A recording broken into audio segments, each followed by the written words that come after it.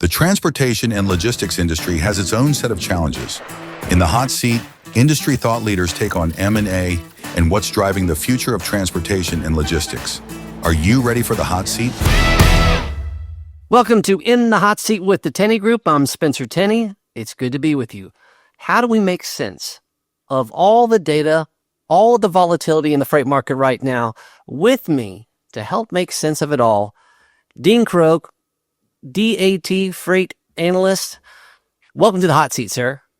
Yeah, I'm glad to be here. It's the first time I've been in a hot seat. Hot seat. I think you've been in a few. Well, we'll see what kind of heat you can take here in just a minute. Before we heat things up a little bit, Dean, why don't you take 30 seconds? Tell us about the important work that you're doing at DAT. Yeah, I'm a freight market analyst. So what I do is use data to tell stories, but in a educational way. So I like to help people understand where supply is, where demand is, what the future looks like, why are rates the way they are. So telling stories about data is really important because in a world where we live in, a lot of people are very free and loose with facts, and a lot of people have a bent towards telling stories that may not be accurate with data. Because data, you can tell any story you like with data. And I think what we've been very careful about at DAT is using actual data to tell people where it's at as opposed to opinion. So a lot of the stuff we do at DAT is about what's happening in the market as opposed to what we think is happening in the market, because they're two very different things. Because we've been around for 47 years, we have a lot of data at our disposal that is very instructive when it comes to what the market looks like and where it's headed. And that gives our shippers, brokers, and carriers a really good sense of, how they should price their services or their equipment.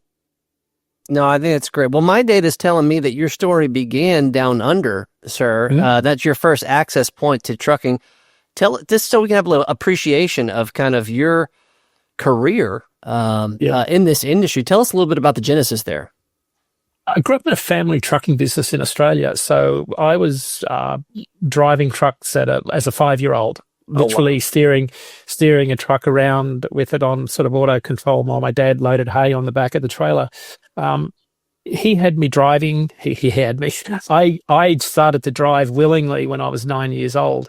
And that's big semi-trailers back then. They were only 38-foot trailers, so they weren't that big. But I was actively driving on the roads in the outback of Australia as a young boy. And people might say that's crazy, but if you live on a farm, you are driving anything that moves at a very young age. So I was one of those guys that spent a lot of years in the trucking industry before I even got a license, and did about 3 million miles as an over-the-road driver in Australia. Wow. Drove some of the biggest road trains you can ever imagine, 4 trailers, 90 wheels. So I did a lot of work in hauling, like mostly cattle. We had a cattle haulage business. And then went into management in the late 1990s and unfortunately lost 2 drivers on my watch. So they were drivers that fell asleep at the wheel and died. And I had to go to their spouse and children and deliver this tragic news. And it's one of those life-changing experiences where, and then, like, the guilt still is with me today because these guys died on my watch. They were 100% compliant with their hours of service, which is one of my big passions, is trying to educate people that being compliant has nothing to do with being safe, because you can be 100% compliant with your ELD but sound asleep at the wheel at the same time. And as a driver, I have done that thousands of times. So sure. I like to use data to help people understand what's really going on. But that sort of led to this transition. And I met a Harvard professor at a conference, and he asked me to come to the US and run his consulting business, which was all about sleep science and scheduling. And that was really the reason he got me here, is because of my extensive experience with sleep deprivation and falling asleep at the wheel. I was a natural fit to help him with developing computer models to predict sleep. To prevent drivers from falling asleep. So it's a very interesting career, but at the heart of it is trying to help carriers and drivers be better at what they do, be safer, but use data in an instructive way that helps them figure out what's really going on.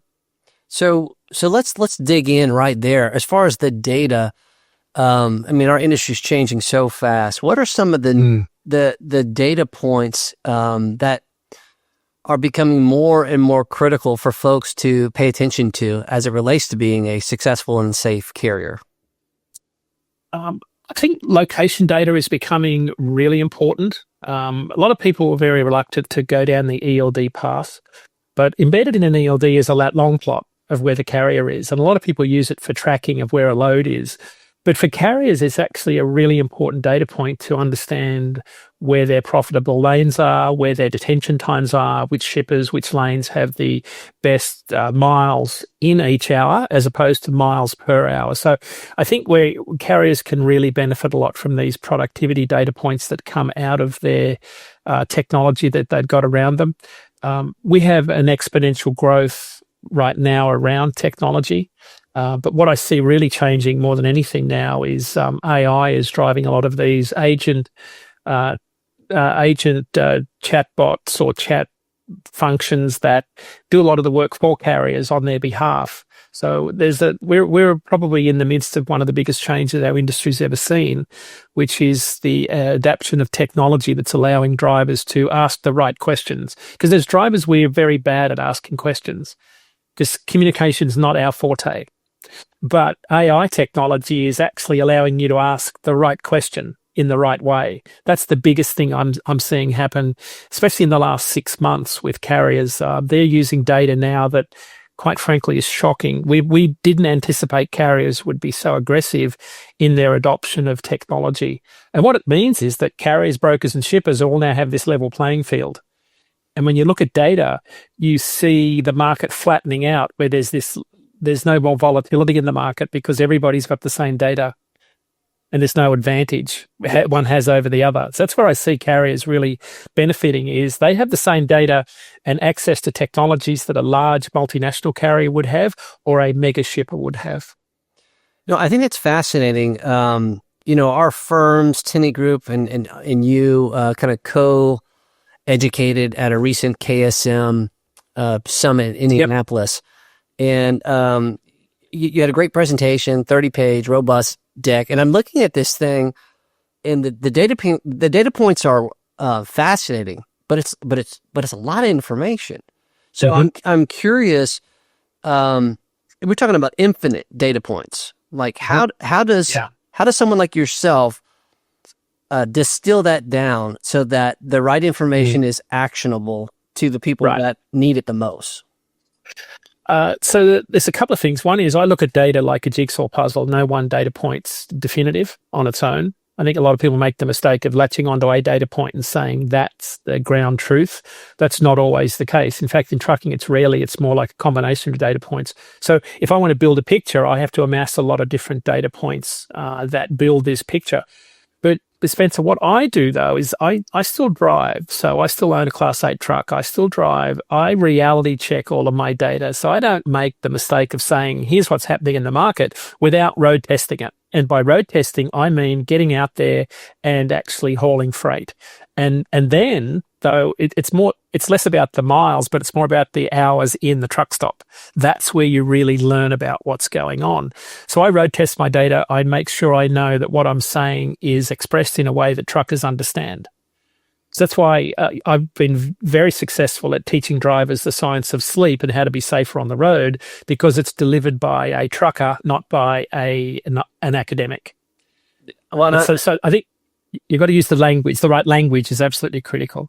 I love the truck stop reference. My wife, she hates going on road trips with me because I want to talk to truckers and I make little stories about all the companies that we're working with, and she hates it. Right. And so, but 100%, what better place to pull actual, data, be it anecdotal or not, but from the people that matter most. I think that's fascinating.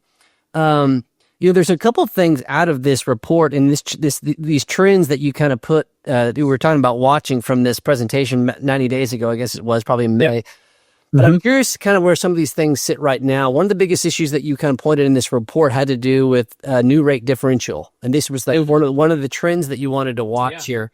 So, what are you noticing over the last 90 days, and was it around that specific issue, and what does it mean for the industry? Since then, there's been no change. So the big takeaway is nothing's happened. And that is alarming because that's been the case for the last couple of years. This market's been flat. I think flat is now a thing. And cycles are wishful thinking. I think we're entering a period of time where we are going to see a very flat freight market, more like 2014 through 2017, where the year-over-year change in rates was really like a rolling set of hills, as opposed to these Mount Everest spikes in rate volatility we saw during 2018 and the pandemic. Right. And for a lot of people, the pandemic was their first foray into freight. And a lot of people think, oh, that's the freight market. It's got these wild swings in volatility. Technology has flattened that right out because we all every part of the transaction now has the same data. The shippers at the KSM event, the carriers at the KSM event, the brokers, they all have exactly the same data now, where years ago they didn't. There was always an advantage in holding information close to your chest. Shippers can buy the same data that brokers and carriers have got now. So when it comes to rate negotiation, what you're seeing is the margins of volatility are being squeezed. The range of volatility is flattening down. And we saw that during 2014 through 16 and then the 17 recovery. Very flat rolling hills when you think about how the shape of a curve would look like year over year. That's where we're heading. And what we're seeing is that the freight market hasn't changed in 3 years. Shippers have still got pricing power after 18 months, which is extraordinary. Spencer, that's extraordinary to think that shippers could have power for that long over carriers and not see any fundamental shift in the market. And I think the big part of that is, of course, we've got an excess of capacity still lingering around in the market. And that's what's keeping a lid on any improvement that carriers might expect to see on the rate side. Shippers are loving this, by the way. You know, we're in a sort of a precarious position because we have shippers, brokers and carriers on our three-legged stool that makes up DAT. And what's good for shippers might be bad for brokers and carriers. But the point is they all have the same data now. And now it comes down to partnerships, how well you deal with your partners, how strong those relationships are, how honest you are. Like, I think transparency is absolutely critical these days. You know, also in the same report, kind of related to some of your comments that you just made, at that time we had gone through 12 straight quarters where large fleets had decreased in fleet size. And opposite, like we're 90 days from that same stat right there. But what are the broader implications of that? What does that mean for OEMs? What does that mean for everyone else that is part of this freight ecosystem? When the largest fleets are not growing, actually, more accurately, they're reducing in size. What does that mean for the broader industry? It means lack of certainty. It means no growth. So we won't see growth in fleet counts, trailer orders, truck orders. Manufacturing numbers are all stagnant to down. So everything's kind of heading in a southerly direction as opposed to in a northerly direction, which is what we'd want when rates move up. It means that people are buying less, spending less, they're buying less fuel, they're buying fewer trucks, they're trying to find ways to cut expenses, not paying signing on bonuses. This is going to be a 9-month period of survival between now and the middle of next year before we even think the market shows any signs of improving. So carriers are in a tough position right now because they don't have pricing power, but they have all these fixed costs they've got to carry, and they don't have any certainty. You know, Spencer, when you look at the reports from the second quarter, carriers are very reluctant to commit because they don't know where demand is going to land because of the trade war that's ongoing. And the problem with that is we showed that chart where carriers had been trimming their fleet size for about 12 quarters, and it kind of bottomed out a little bit in the second quarter of this year and maybe increased slightly. It tells you they're at or close to equilibrium, but not sure. They're not really sure where the market's at. But here's their problem. When demand, if we define demand as a set of goalposts at the end of the field, those goalposts are moving further and further away at an accelerating pace. So if you don't know where demand is, you can't plan. Right. And if you can't plan your various budgeting scenarios, you don't know how many trucks you need to order, how many trailers, how many drivers to hire, how much fuel to buy when you're hedging diesel, buying diesel on the futures market. There's so many things that create this uncertainty. And I think to sort of answer the question specifically, what carriers do and what shippers are doing and brokers is they start to look at their worst case scenario. Because when you're planning, you have a best case, base case, worst case. And I think the worst case is you say, we need to protect ourselves in the event that this all changes for the worse. You know, we from an M&A standpoint, you may have heard me say this, but we say this to our clients, we say this in our podcast. We always talk about when it comes to your strategic options, you always want to stay agile and you want to stay educated. I mean, because obviously, you know, leveraging data is one of the best ways to do that, to help stay informed. You mentioned the tariffs here. I'm really interested in how do you process and distill data down when you have a variety of different tariff conversations going on in parallel, which are extremely disruptive to the market in terms of its predictability, but also to understand what's actually really happening right now. Can you walk us through your process? How do you make sense of it when there's so much nuance to what's happening right now? It's very hard because you've got it's almost a full-time job to understand the import codes that you've got to have that are constantly getting added into the importer's mix when they go to look at their bill of lading. They've now got all these different ways and codes they've got to justify to calculate the tariffs. So for us, I'll be honest, I use AI a lot to say what's the current state of the tariffs today, because tomorrow it'll change. And so I tried to do this for about 3 months and kind of gave up, because every time I draw a line in the sand and say, here's what tariffs are, they changed. And, this week we had a 50% tariff or 25% jump on tariffs on India, came into effect this week. I don't know whether that's going to change. I'm watching that in particular because of its impact on diesel prices. India is the second largest importer of crude oil in the world. Russia's the second largest exporter of crude oil in the world. So those two countries buying oil together, what happens to supply and demand there is absolutely fundamental to the price of diesel we pay at our pumps, because most of your crude oil movement in prices explains about 80% of the price of diesel. So I'm looking at tariffs and saying, what does that mean for the end user? In the case of India and Russia, it's all about diesel prices. When I look at China, I see a big crash coming on the West Coast for dray carriers, because we know that about 50% of the volume of containers that come into Los Angeles come from China. So if they suddenly see a massive fall off in imports from China, what do all the dray carriers do on the West Coast?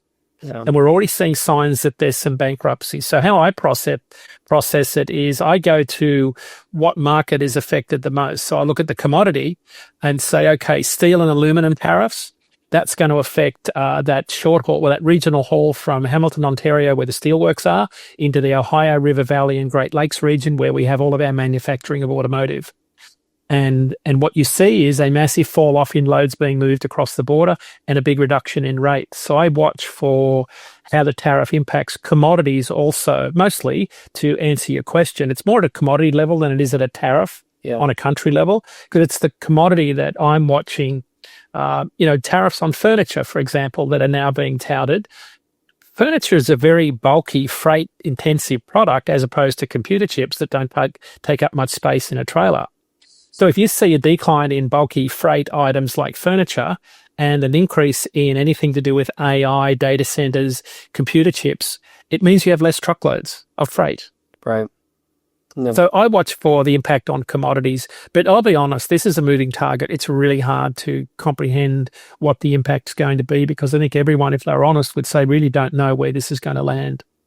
Well, and that's where I was kind of getting at in terms of what do you see as some potential realistic outcomes here? I mean, obviously, a trade deal with China. You mentioned the disruption with India. Let's say over the next 6 months, where could some of the dust settle and potentially stabilize the market? Tariffs are sitting at about 19% higher than where they were at the start of the year, like when you sort of net out all of the different tariffs in all the countries. So importers are paying more. Some of the importers have absorbed those costs. Some are passing it on. So I think what we'll see at some point during the year, but maybe towards the end of the year, people will say, okay, we everything's played its natural course. We've got all these deals in place, or we don't, and we've got these tariffs in place. We can budget accordingly. So I think just through a whole process of attrition, we get to a point where I would hope this statement holds true, that there can't be any more change. in terms of tariffs, but that might be one of the worst statements I've ever made, because that I could be proven wrong. Well, it's on record now, sir. So we'll live with On it. record. Yeah. So I think tariffs are going to land at some point, but I think there'll be a lot of damage done in the interim. That's what I'm more worried about on the carrier side, because they're barely getting by as it is. And if we don't see any material change in demand, I don't see demand improving to a point where carriers can expand their margins and be profitable. And we're already seeing some signs of large carriers going out of business. Yeah, and obviously there's multiple case studies on that. I mean, just name them. But just anecdotally, I've had multiple conversations with, your, white glove, final mile furniture hauler type folks. I mean, down 30%, easy.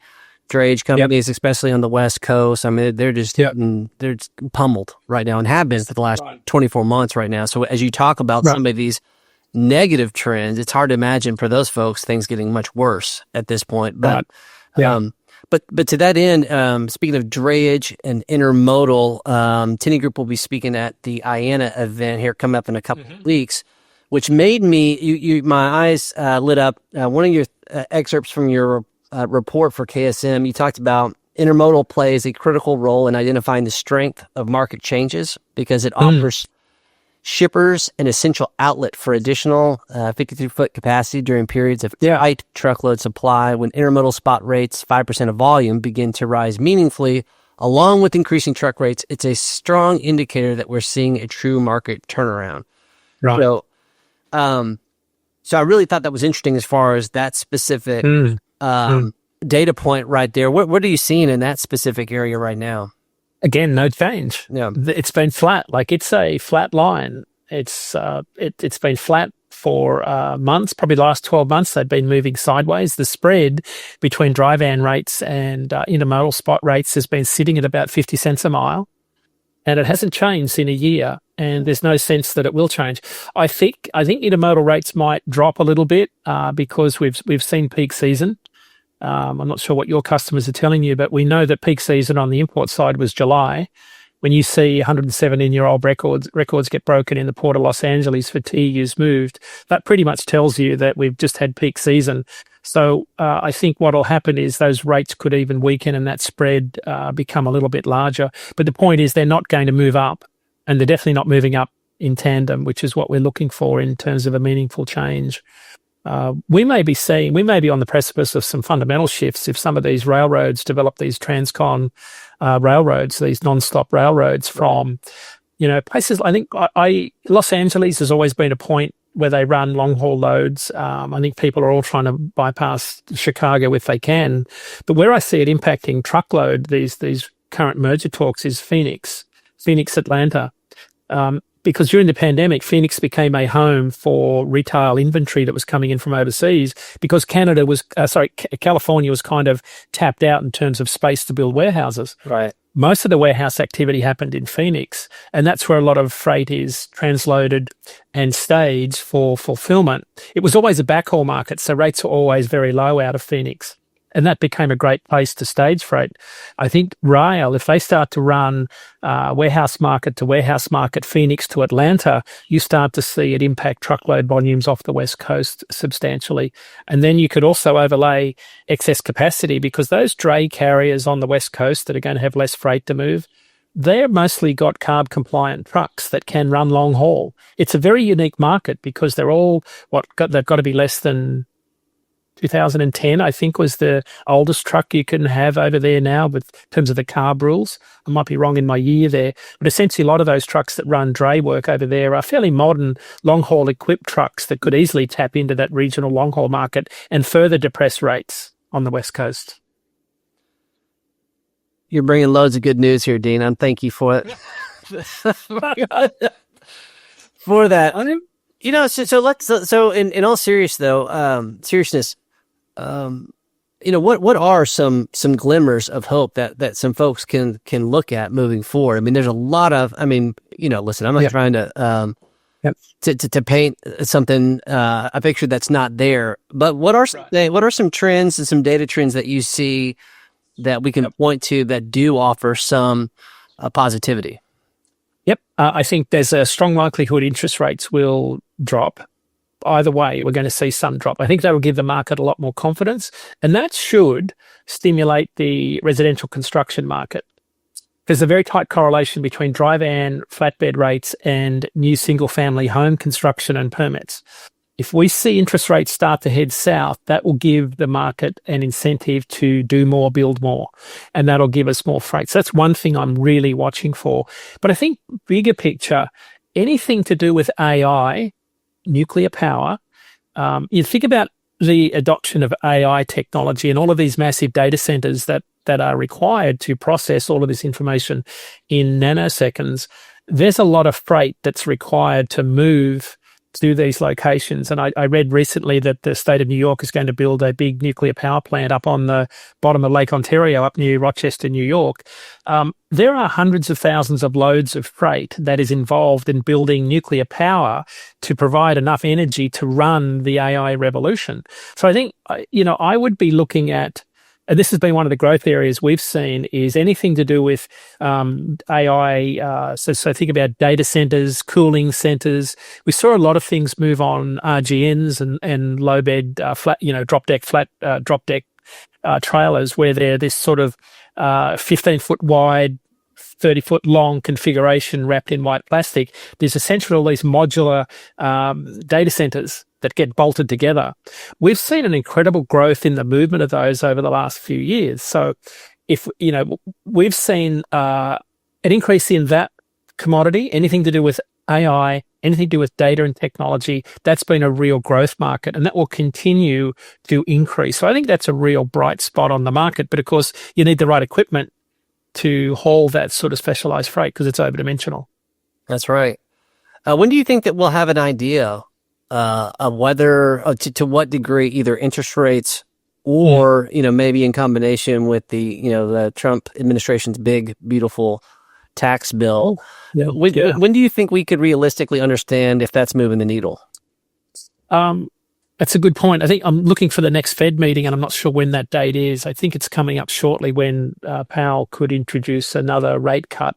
That will take time. But again, we've already had peak season. A lot of freight's already been moved.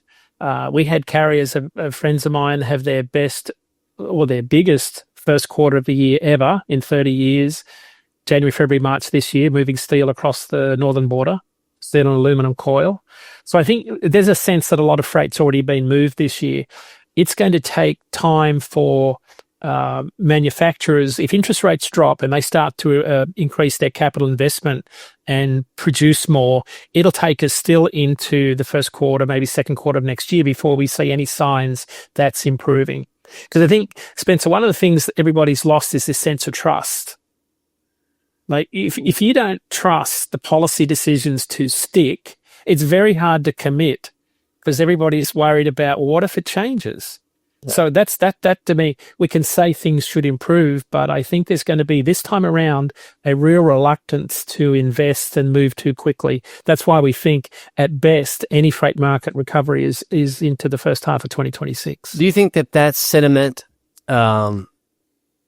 is, I guess, do you think that is still an issue if the tariff climate and issues is no longer in play here? If it's that set aside, do you think that there's still a distrust in what policies are put in place to promote growth?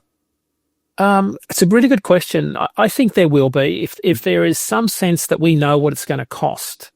Like if there's trade deals done and they're negotiated and we see that stabilize again, we've been struck with this on again, off again policy when it comes to tariffs. It's really spooked a lot of shippers and manufacturers. I think they'll take a little bit longer this time around. Even if things did change overnight and we said, okay, this is all over, this was a big mistake, we're going to go back to where we were at the start of the year, it would still take us 6 to 9 months for this market to pick up and correct itself. Because the trucking is the reactionary part of the freight of the industrial economy. 100%. Excellent stuff, Dean. I got one last question for you. I'm thinking about young Dean. He's growing up. He's got the whole world in front of him. What advice would you give to, let's just say, 18, 22-year-old Dean come out as a professional. But in this environment today, AI, all kinds of different tools, what would be the most important things to focus on to become an elite data analyst? So always weigh information on your own scales. So you've got to be very good at surround yourself with good mentors, good data partners, good data peers that tell you the truth, and as tough as that may be, but always take the information in and weigh it on your own scales, but always check the context. In my early part of my career, I was a little bit blind to the context data was operating within. And you'd go off and say, well, this means this or this means that. And someone would say, well, have you thought about this angle? And you say, well, no, I haven't. And it kind of, when you don't have the full context, you can end up being profoundly wrong. Even if the data tells you something, it may end up being wrong. And I've been wrong on a few occasions when it comes to data because I lacked the ability to understand the broader context. Because there's a lot of moving pieces here. It's that big jigsaw puzzle. Early part of my career, I focused too much on individual pieces as opposed to the whole puzzle. And that's what I've learned to be pretty good at, is understanding the whole picture, but then going out and being brave enough to talk to truckers and be yelled at and criticized and taking all that information in and then figuring out what the data really is telling you. So I'd tell my younger self to slow down, make sure you surround yourself with a lot of good people that can tell you what's really going on. Excellent stuff. Dean, thank you so much for spending a little time with us in the hot seat. That's going to do it for us here. We will see you next time.